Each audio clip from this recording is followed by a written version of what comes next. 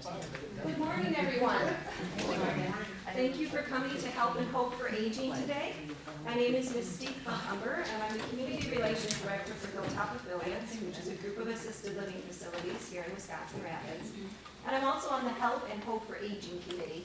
You probably all know Jana. She's going to be a speaker for us later today. Kip Belanger, is that correct? Is also on our committee, and she will be one of our presenters today as well. So we're very happy that you're here. We have a couple of little housekeeping things for you. The bathrooms, if you go out the door and kind of straight down that hallway there, you'll find them. Feel free to get up and move around if you need to, get some coffee when it's done percolating, get some more water, stretch a little bit. We'll be pretty casual here today. We know it's a lot of sessions for you. If you feel like there's something you don't want to be here for, don't feel like you have to stay in your seat for it either. You all should have a schedule. Does everyone have a schedule of the events today? And then the speaker information is on the back. And you should all have received some handouts as well. And then as our presenters come, they probably will have some extra things for you too. We are videotaping our session today, and it will air on Wisconsin Rapids Community Media. And you can find that on Solaris Channel 3 or on Charter Channel 985. And the various segments will air over the course of the next few months. So you can look for your channel guide and find these segments there if you're interested. Or if you had something that you saw today that you really liked, tell your friends about it and tell them that they can still see it there too. And it also will be available on the Community Media YouTube channel page. So with that, we're going to turn it over to our first speaker, Sierra. I can give you a little bit of an introduction about her. Sierra is a community health educator with the Aging and Disability Resource Center of Central Wisconsin. The concepts that she will speak on today are included in the Living Well with a Chronic Illness course that she teaches. So with that, let's welcome Sierra. Thank you. I'm just going to thank you for that. On that side at all. Well, good morning. Thank you, everybody, for having me. It's nice to see everybody here today, too. So like Mystique said, my name is Sierra, and I'm a community health educator with the Aging and Disability Resource Center of Central Wisconsin. We serve 4 counties. Well, we're here in Wood County, Marathon County, Lincoln, and Lane Lake counties, too. And I don't have to travel to all 4. I'm just here in Wood County, thankfully. So we do have an office down in Centralia Center. Are most of you familiar with where we're located? Okay, good. Betty Phillips is going to be here a little bit later this morning, and she's going to really dive into more on the details about ADRC and the services we provide and how to access us, why to access us, and all the different information that we have to share. But I'm here to talk about something that I'm going to try to contain my enthusiasm because I really like this topic. I really do, and I'm happy to present it with you today. We offer a course at ADRC called Living Well with Chronic Conditions, and we also have a diabetes course called Healthy Living with Diabetes. Both are very similar curriculums focusing on building confidence, building self-efficacy, making good decisions in order to live a good, healthy, long life. So I'm going to talk about that, and we're going to do kind of some fun things, get some input from all of you, and try to keep it interactive. I do also have a video. It's about a 7-minute video of an actual class in action that was done a few years ago at the national level, but you might recognize it was filmed in Watoma. So it's national, but here locally pretty close to home. So I'm going to kind of bounce back and forth just to kind of get through some of my slides. Yeah, that's good.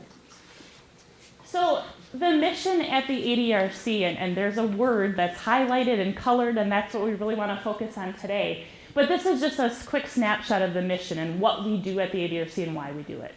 So ADRC, our goal is to promote choice and independence through education, advocacy, and access to services so that we all, regardless of our age, right, we can all prevent, delay, and lessen the impacts in aging and disabilities in the lives of all of us, right? So to summarize that, we just want to live a long, full, happy life, right? Is that really what it comes down to?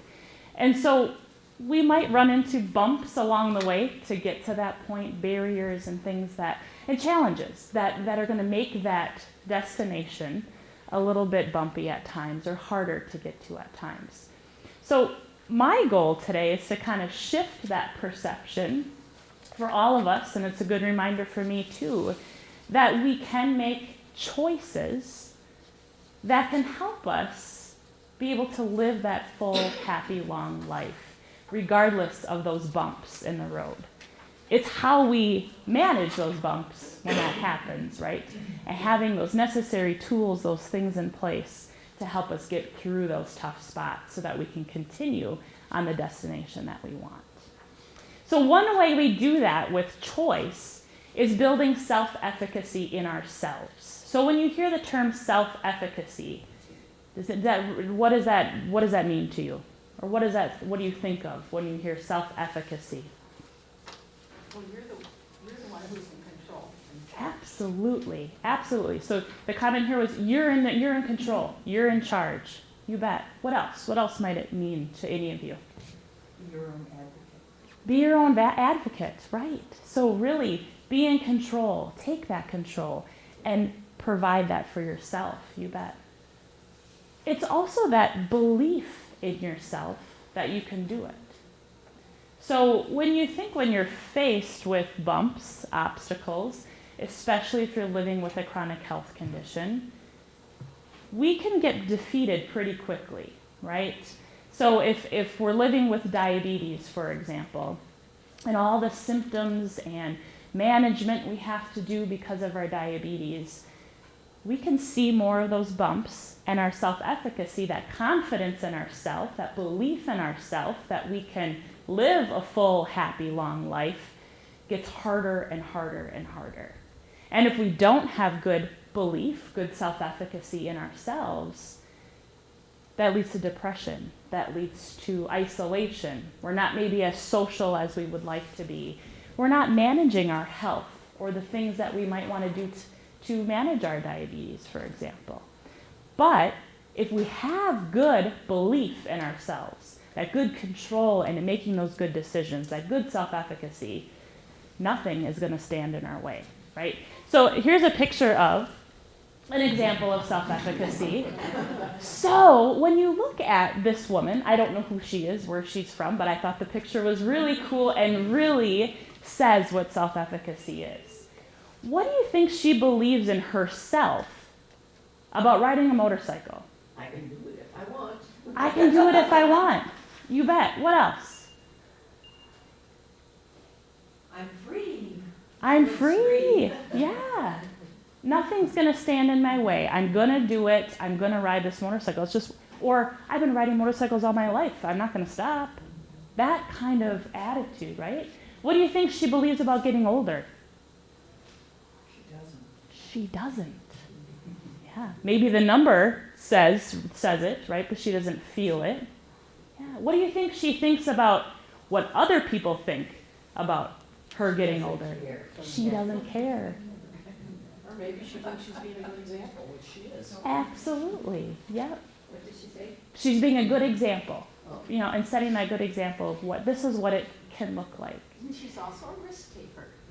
Hopefully in a positive way, not beyond what it should be, but Yeah. she's willing to. And she's willing to take those risks, right? Maybe she was a risk taker because she's not wearing a helmet.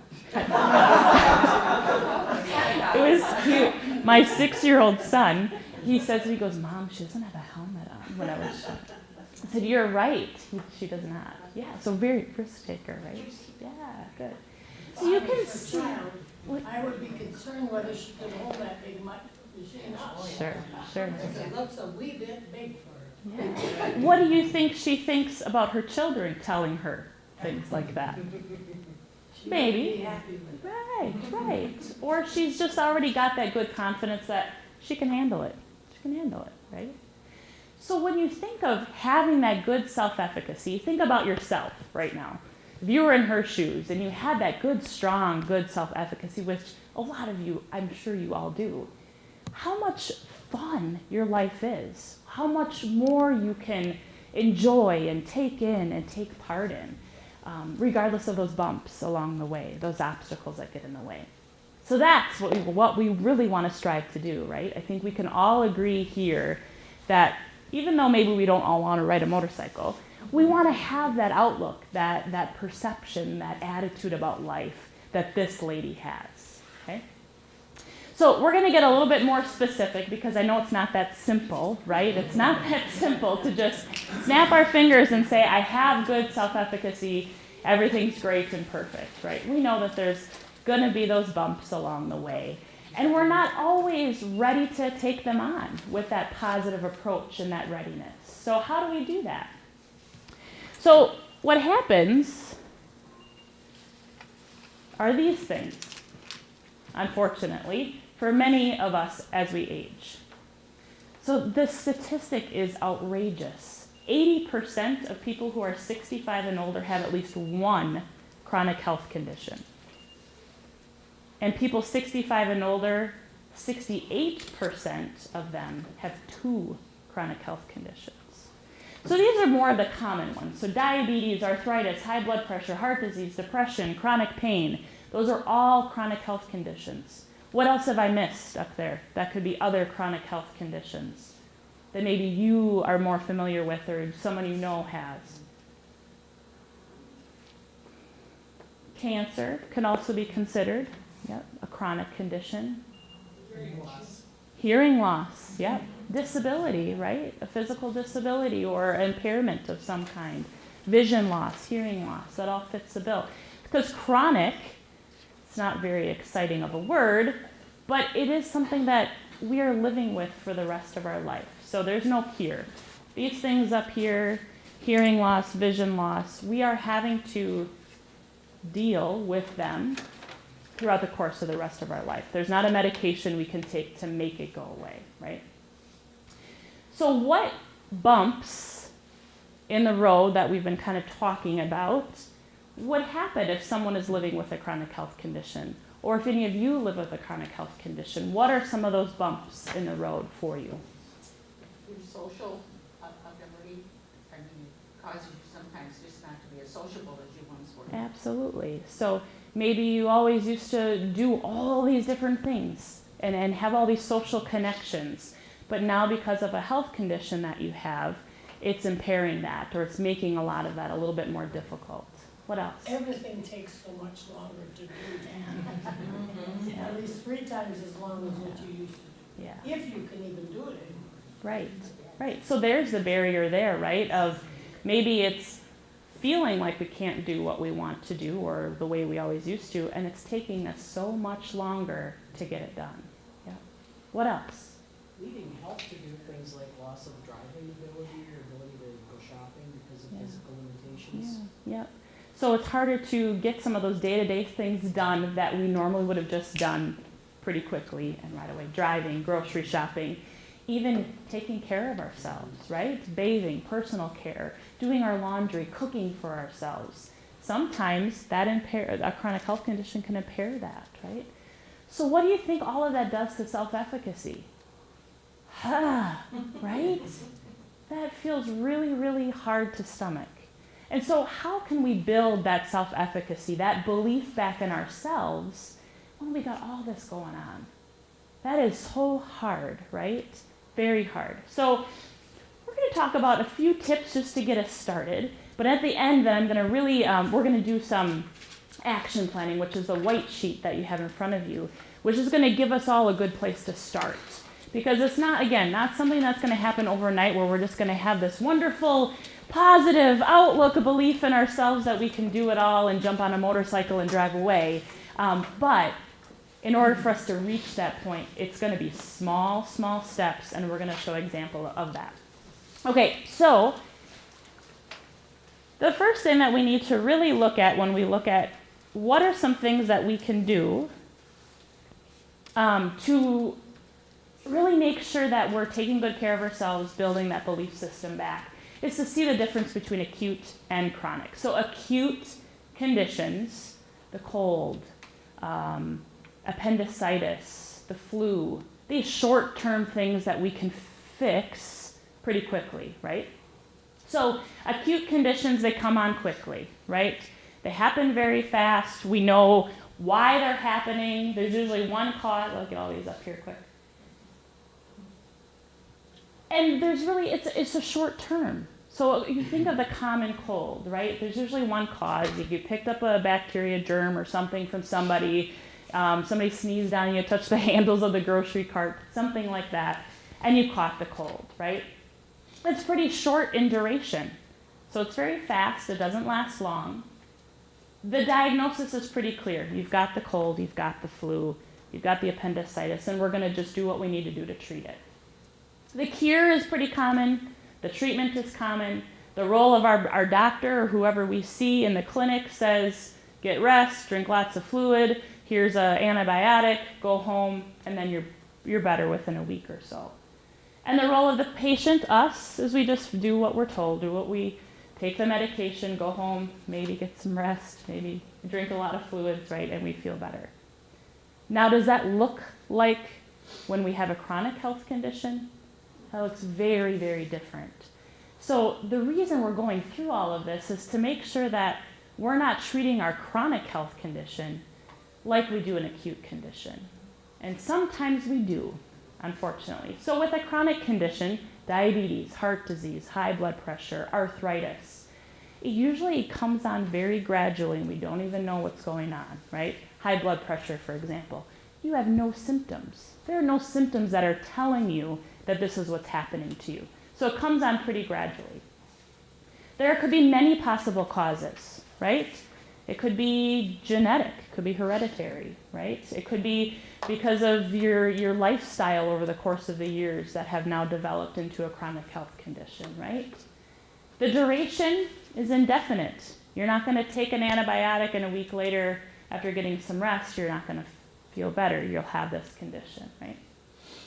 The diagnosis sometimes is uncertain. They'll say, well, it could be this, it could be this, it could be this, and then they maybe start ruling things out before they can really determine what is going on with you. And no cure. We know that with chronic health conditions. There's definitely some things we can do to manage our condition, help keep our symptoms in check. But again, there's not going to be that end result of a cure for any of these chronic health conditions. The role of our provider, our doctor, is more like a teacher or an advisor, right? So with diabetes, for example, we know that we need to pay more close attention to our eating habits and exercise and stress. But that can look different for everybody in this room, right? So that doctor is more giving you options, providing you with some advice, advising you along the way, not just this do as I'm told type approach. And that's exactly what it is when we're that patient. So when we're working with our healthcare provider and we're a patient with a chronic health condition, we have to be much of an advocate, like we said before, and take a very active role in managing our health. It's not that do as I'm told approach anymore. You know, I think years ago it always was that way. You know, well, my doctor says this is what I'm going to do, and so I'm going to do it. It doesn't look that way anymore, unfortunately. So it's more of we need to just get all the information and make the best decisions working with our healthcare provider. So if someone with chronic pain, for example, dealing with a lot of maybe low back pain, maybe fibromyalgia or some other things that are really causing a lot of pain in the body, what if that individual treated that chronic pain like the common cold? How much that would affect their life, right? So laying on the couch a lot maybe, you know, or relying on medications and really shutting down and withdrawing away from life. So that, if we can have that perception that chronic health conditions are not going to be cured, but we can do some pretty realistic things to help keep things in check, symptoms in check, and manage fairly well, we can then make some pretty good decisions that can help us lead a much better life. Okay? All right. So this is what's called the symptom cycle with chronic health conditions. So when you think of any chronic health condition, these are pretty common symptoms for anyone, no matter what the chronic health condition is. And when we do a Living Well with Chronic Conditions workshop, we talk about the symptom cycle quite often.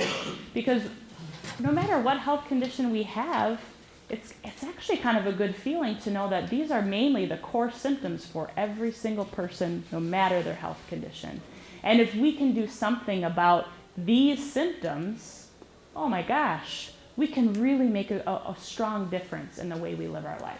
So common symptoms, and you might probably be nodding your head going, poor sleep, physical limitations, pain, difficult emotions like fear about the future, I'm frustrated, I feel sad, I feel angry, upset, depression, shortness of breath, and fatigue. Those are the common symptoms. And what we talk about in Living Well and how we build that self-efficacy, that belief back in ourselves, is we talk about ways we can break that cycle. Because when you start to think about, let's take diabetes, for example. Anybody living with diabetes, that diabetes can cause poor sleep, it can cause physical limitations, it can cause any of those symptoms around the symptom cycle. But would you agree that pain could also cause poor sleep? Would you agree that difficult emotions like frustration and anger can also cause poor sleep? Would you agree that depression can make you feel fatigued? Okay, so if we can really start to look at how any of these symptoms affect each other, we take our disease out of the picture. We take that chronic condition right out of it. Because there are many times where we can sit and say, I have diabetes, there's no cure for it, I'm going to live with it for the rest of my life, there's nothing I can do about my fatigue, my poor sleep, all of these common symptoms. But if we start looking at what can cause those things and what we can do about it, we can really make a big difference, and we can take that disease right out of the picture and give some of that hope back, that belief back that we can do it. Okay, so we're going to do an example of that. And I want to hear from all of you. We're going to talk just about pain and fatigue a little bit. And really the goal of this is to really restructure or reshape how we view common symptoms. And I mean, everything on that symptom cycle we can probably all relate to, but two of the most common ones are pain and fatigue that we deal with. So when we can start to change that perception about those two common symptoms, we can gain some belief back that there's something we can do about it. So I want to hear from all of you, what are some causes of pain? Any causes of pain? Injury?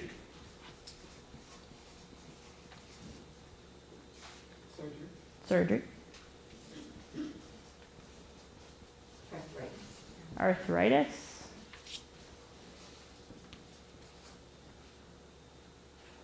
What else? Migraine. Migraine, yes.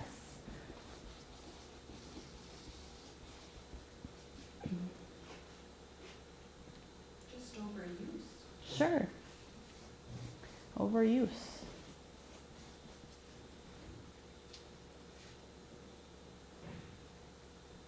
Think of any other ones, any causes of pain. Emotional. Emotional, you bet. I'll say emotions can cause pain. Couple more? Some virus attacks like shingles. Sure, absolutely. I know it well. Yes. Maybe one more? Causes of pain. Your heart, chest pain. Sure, yeah.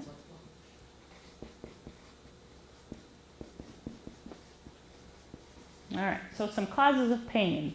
Injury, surgery, arthritis, a migraine, overuse, emotions, shingles, chest pain or heart condition causing chest pain. What on this list that we've already talked about, what of these things also can cause fatigue? Can injury cause fatigue? All of them probably. Surgery, arthritis, fatigue, migraine, fatigue, overuse, emotions, shingles cause fatigue, chest pain, heart conditions could cause, okay? What haven't we mentioned that could also be a cause of fatigue? Lack of sleep.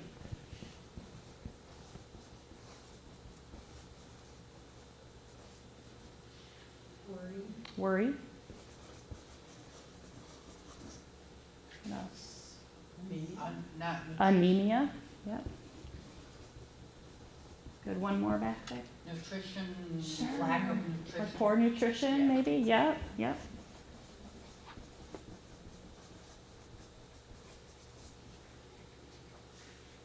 One more. Anything else that causes fatigue? Stress. Yeah. Yep. All right. So some additional causes for fatigue would be lack of sleep, worry, anemia, poor nutrition, stress. Okay? So we can see that there's, even though when we feel pain and when we feel fatigue, they're very different symptoms. But what can cause us to feel that way, there's a lot of overlap, right? A lot of similarities. So if we focus in on that, then there's some similar things that we can do to help combat those symptoms and what we can do about pain and fatigue. So let's talk about that. What are some things that we can do to help us deal with fatigue? Let's start with fatigue first. Sleep. Sure. So get good sleep maybe, or just sleep? Sure. What else can we do to help us with fatigue? Get up and move. Yeah.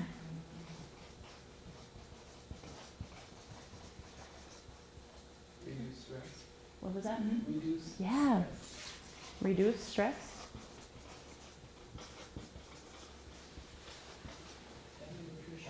Yeah. Get better nutrition. What about, medications that cause fatigue? Can you Mhm. do anything about that? Sure. So maybe if a specific medication you're taking is making you feel, again, maybe it's getting that tweaked, changed. Yeah. So you bet. A medication change maybe.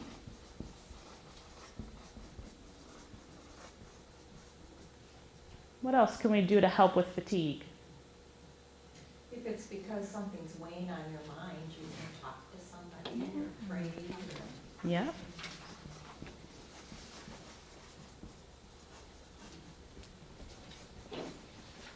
Good. All right, what else, or what on this list then can help us deal with pain? Sleep, get up and move, reduce stress, get better nutrition, have a medication change, talk to somebody, pray. Can any of those things help with pain? Okay, sleep. You guys are getting the hint on all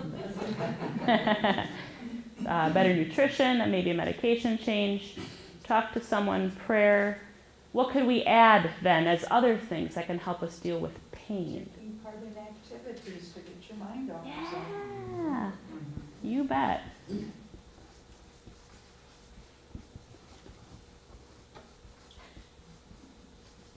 Yeah, what else can we do to help with pain? Ice and heat. Yeah, yeah.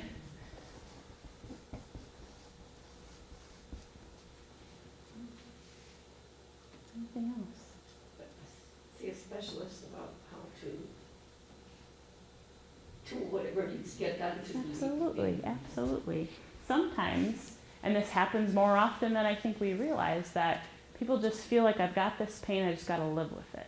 But and may not take that extra step. So yes, seeing somebody.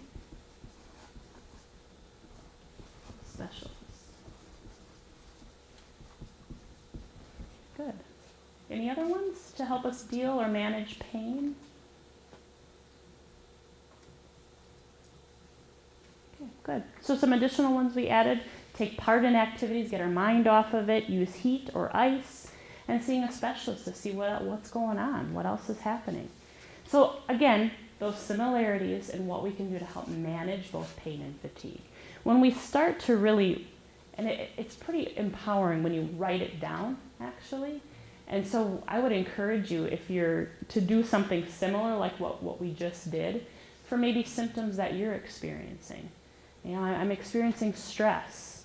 Make a list. What's causing that stress? And what can I do to help me manage it or deal with it? Or when we actually see it in writing, we build that belief back, we build that self-efficacy back to say this is possible, because I can do this, I can do this, I can do this, I can do this.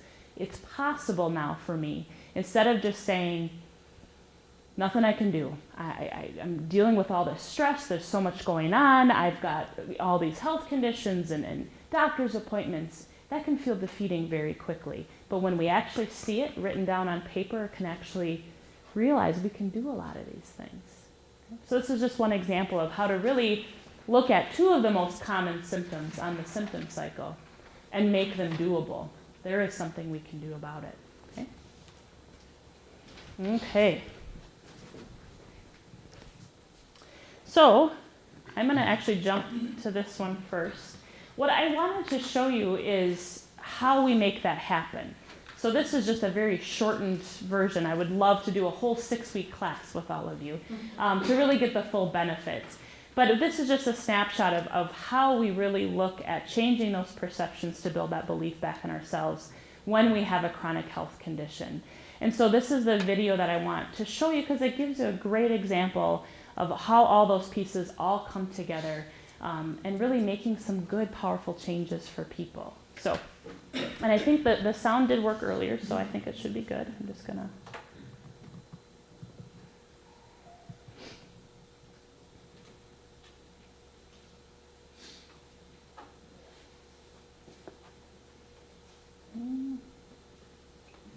Play her. There she goes.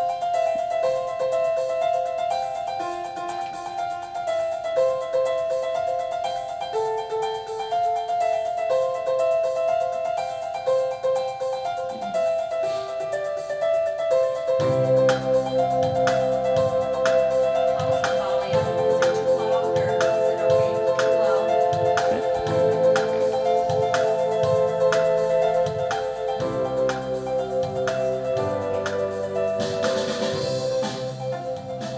So this program is called Living Well with Chronic Conditions. It's a program that was designed by Stanford University and put into research and proved that it does work, and it's now evidence-based. And it's a self-management type of program, so the people are responsible for what they're going to learn and what they're going to do with the information. Well, the unique part about this program is that it's a group setting. You know, people come together, talk in a discussion, they share points with each other. You know, usually the co-leaders will facilitate the discussion, but it's actually the group that comes together and, well, hey, you gotta try this, or hey, I tried this, and you know, it's great to watch them build those relationships, and as you go through the 6 weeks, I mean, it just escalates where we're almost there just making sure that they're right on track and, you know, kind of behind the support. And it's the whole group that just gels together, and to see how they grow from week 1 to week 6 is amazing. Well, a big part of the program is that we are modeling some of the behaviors that we want them to do. So the action plan, we don't expect them to do one if we don't do it. And we show them how we do it and how we report on it. And with other things too, we try to model what we're doing so that they have a better idea of how to do it. The first thing we're going to do today is report back on the action plans we made last week.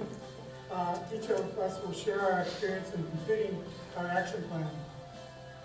I have an appointment in Oshkosh and then I shop, so I thought I did a lot of exercise, you know, moving around on Wednesday, but I did complete. I did it Thursday, my exercises, and Friday, so I did do an adjustment on the week. I got everything in. My knees started to bother me a little bit. They only did 12 times, but and I absolutely feel this was a 10, being that all these exercises, or this was exercise for me, it's over 25 minutes.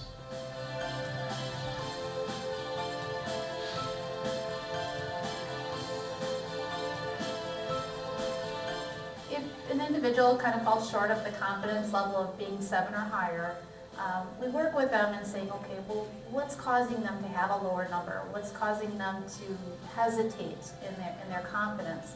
We ask them, okay, well, what if we change one of those? Which one would make that confidence level raise a little higher? The dosage is different every day of the week. show, I have a pretty little slip of paper in that Ziploc bag. And all I have to know is which day of the week it is to let me know what I'm taking in that one. Basically, we're there to encourage them and to make sure that they're not trying to do too much, that they can be successful.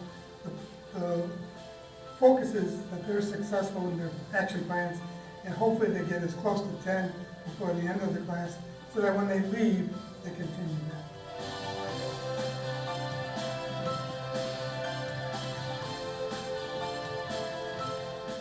In Wisconsin, Living Well is disseminated through two parts of the Department of Health Services, the Bureau of Community Health Promotion, as well as the Division of Long-Term Care. And those two departments are working together on the Million Hearts Initiative, an initiative to reduce 1 million heart attacks in the United States in the next 5 years. This program plays a crucial role in getting patients activated and making changes. So while the public health is working to improve the environment and reduce sugary beverages and decrease smoking, people still need to play their part in this, and systemically offering this program throughout the state allows people to be able to make the changes and have the environment be an environment that supports that.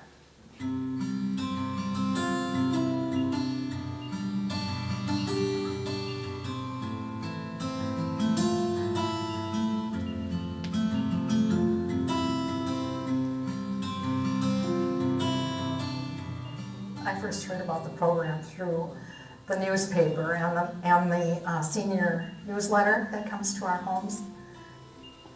Well, my husband was diagnosed with cancer 3 years ago, and I've been a caregiver for him. And he passed away August 9th. Everything that I dreamed about was gone. And I also neglected to take care of myself. Oh, my cholesterol at that time when I was caregiving was very bad. It was beyond borderline. And I got on the phone with Shannon, and she had mentioned that cholesterol word, and I thought, I never thought that was a chronic condition.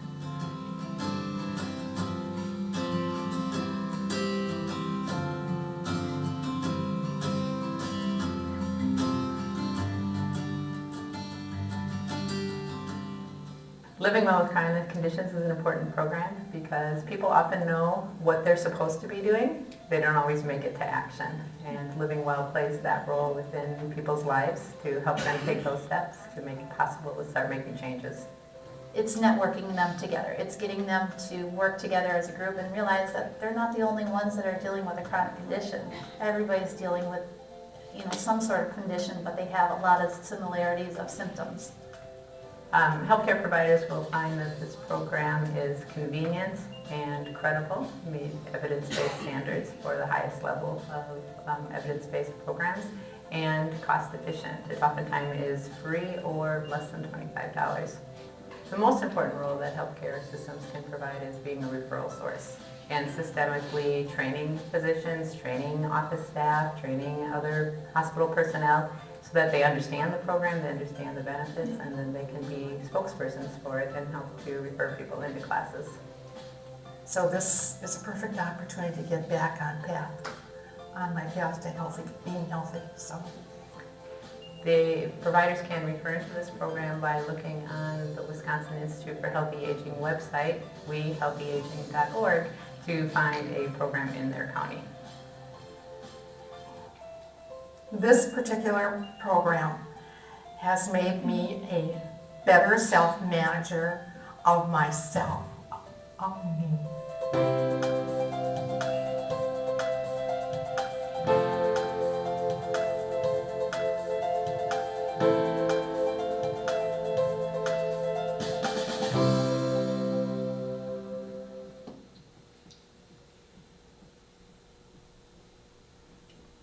She was pretty motivated, I think, wasn't she? Yeah. Good.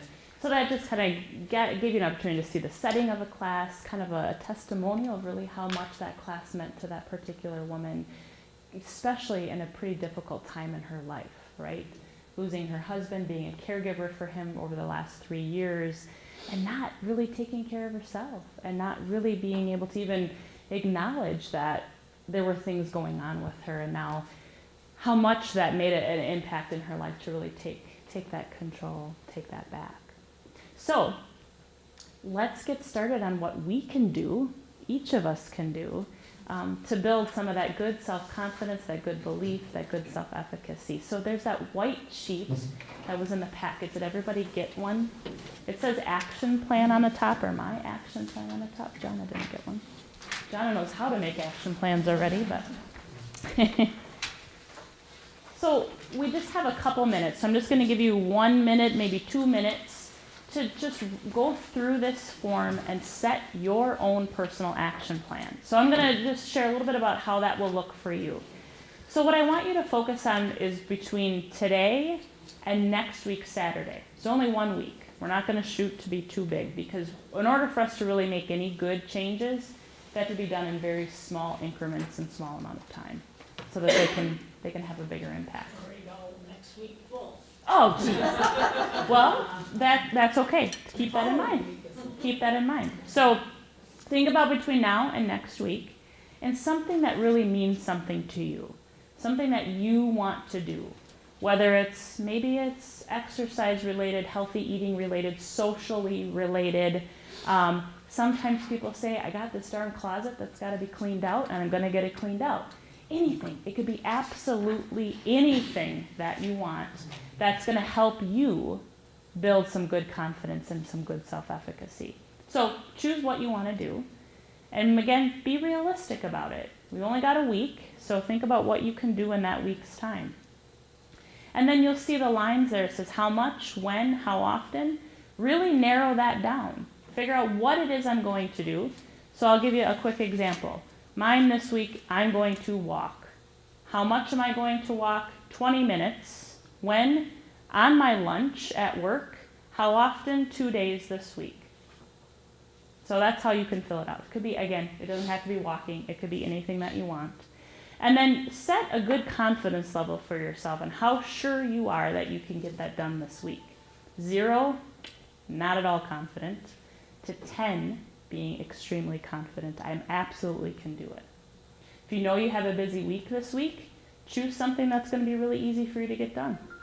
Okay? Just because you might have a busy week, there's still something that you can shoot for. So take a minute or two and jot that down for yourself. Fill in those lines.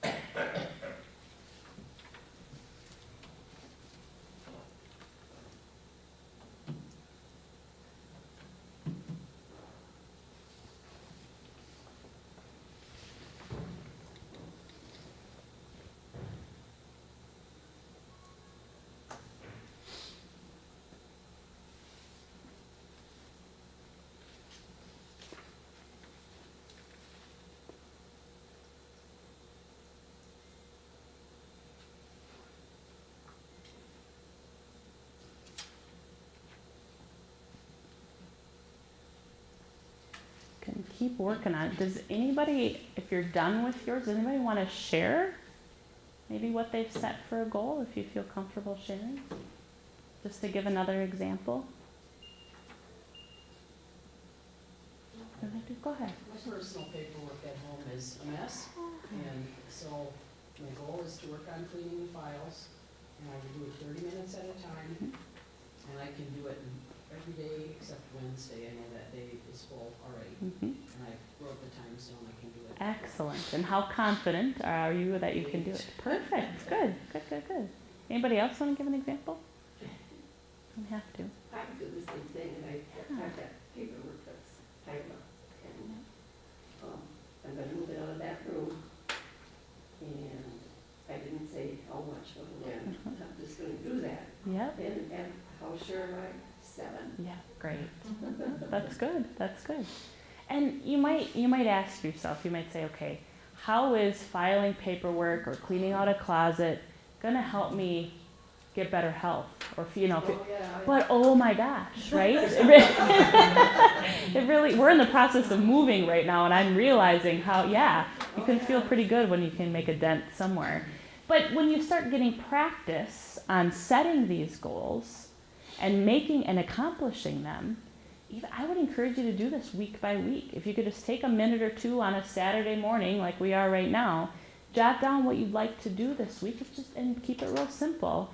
The more you do that, the more practice and the more success you have at getting that implemented in your life, you could take on anything. You can then start making some of those bigger changes that maybe you've been trying to make for a long time. There was one lady in the last class who her goal was week by week she was going to clean out this closet. And every week she came back and she said, I didn't do it. So then we go through these, barriers, what got in the way. And she was trying to take on the whole thing, this whole big closet. And so week by week, she just continued to not succeed at it. And she was feeling pretty bad. And so someone else in the class finally, and as leaders, we want to make, I'm not going to say, oh, you should do this, you should do that, because that's not going to help.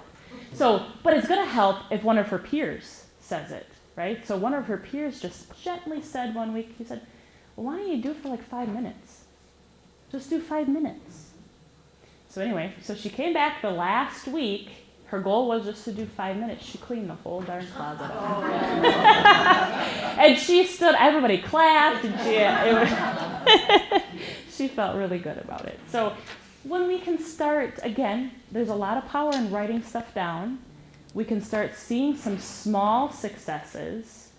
We'll just keep building on that, even if it's a week at a time. Might not feel like much at first, but over time, we can make a big, big difference. So I would encourage you to take a class, of course, so you can kind of see all of this in action.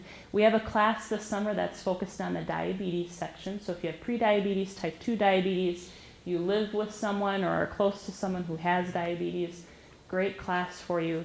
Really, we'll be doing this action planning week to week and just learning so many more topics. There's a flyer that was in that little packet that I gave to you. And then there's a stapled one that's kind of a cream color that shows all the different classes that we do at the ADRC throughout the whole county, so you can kind of get a better idea of what that looks like. So, just to leave you with a couple messages, we have a choice, right? We have choices.